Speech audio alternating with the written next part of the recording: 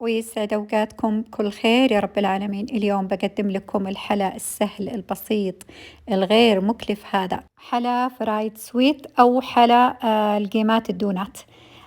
مرة سهل ومرة بسيط، ويلا معايا على المطبخ. أول شيء هنا المقادير الجافة: 3 أكواب دقيق أبيض بالكوب المعياري، ملعقة صغيرة خميرة فورية، وملعقة صغيرة ملح، وملعقتين كبار سكر، وملعقتين كبار حليب بودرة، وملعقتين كبار بودرة الكريم كراميل تعطي توازن للطعم، وهنا ملعقة مشكلة حبة صودا وسمسم، وملعقتين كبار زيت نباتي. نجمع كل المكونات الجافة ونخلطها مع بعض، بعدين نبدأ نضيف عليها المواد السائلة. أضفت يا بنات كريم كراميل يعطي توازن للطعم ونكهة لذيذة فيه. ونضيف الحين الزيت اللي هي ملعقتين زيت، وأضيف للمكونات كوب ونص بالمعياري نفس اللي كلنا فيه ماء. طبعا الموية الأفضل أنكم تضيفونها تدريجي لأن من دقيق لدقيق يختلف، وفي العجانة أو بيدنا نعجنها زين زين حتى تصير ناعمة. العجينة بتكون شوية لينة، شايفينها شوية طرية. خلاص ننزلها الحين أو نجمعها ونغطي عليها ونخليها تختمر ويتضاعف حجمها، بعدين نبدأ نشكلها. وبعد ما اختمرت هذه عندي، بعد ما بدأ السطح حقها ينتفخ، أبدأ أشيلها وأشكلها، أقطعها صغار دوائر بهذا الشكل، وفي صينية أحطها، شايفينها كأنها القيمات قطع صغيرة، وأكمل باقي العجينة بنفس الطريقة هذه وبنفس الحجم. شايفينها كورتها كلها بهذا الشكل. بالأداة هذه حطيتها في شوية فيها زيت، وأبدأ أضغط. لازم نهيئ العجينة هذه كلها بالضغط. طبعا ندخلها الفرن وراح يتضاعف حجمها وتروح الرسمة، بس عادي، أهم شيء لازم المرحلة هذه نحن نهيئها. بعد ما طلعناها من الفرن، طبعا في الفرن يا بنات بس أخليها إلين تنتفخ، بس ما أخليها إلين تتحمر.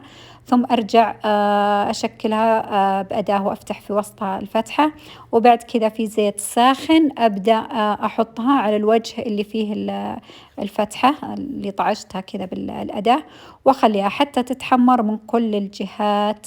وبعدين أرفعها من الزيت وأنشفها من الزيت، وبعدين أحطها في الشيرة عندنا، ويا ليت تكون الشيرة متوسطة أو ثقيلة، يعني ما يصلح لها الشيرة الخفيفة، علشان يكون معنا جميل بهذا الشكل اللي بتشوفونه بعد شوية. الحين قاعدة أشربها بالشيرة هذه، طبعا سبق وسويتها معكم الشيرة العسلية، وأنواع الشيرة سبق وسويتها معاكم. خلاص بعد كذا أرصه في صحن التقديم، شايفين ما أجمله. وحطيت الفستق، ممكن تحطون تحشونه الفتحات حقة نوتيلا، أي شيء أنتم تحبونه، أي نوع مكسرات. سهل وبسيط ولذيذ ومكوناته غير مكلفة. طعمه بين طعم الدونات والقيمات، يشبه طعم الدونات ويشبه طعم القيمات. سهل مرة، وحتى في التقديم لو قدمته للضيوف تحسونه كذا فخم، وتحسونه حلا يعني راقي. وهو بسيط في نفس الوقت. إن شاء الله أنه أعجبكم، وإن شاء الله أنكم تطبقونه حتى أفضل مني. وبالعافية علينا وعليكم. شايفينه نتفة صغير، كأنه قطعة القيمات صغيرة، شايفينه صغير مرة. طبعا إذا كبرت القطعة بتطلع كبيرة، أفضل تسوين نفس اللي سويتها عشان يعطي الحجم هذا الصغير التحفة.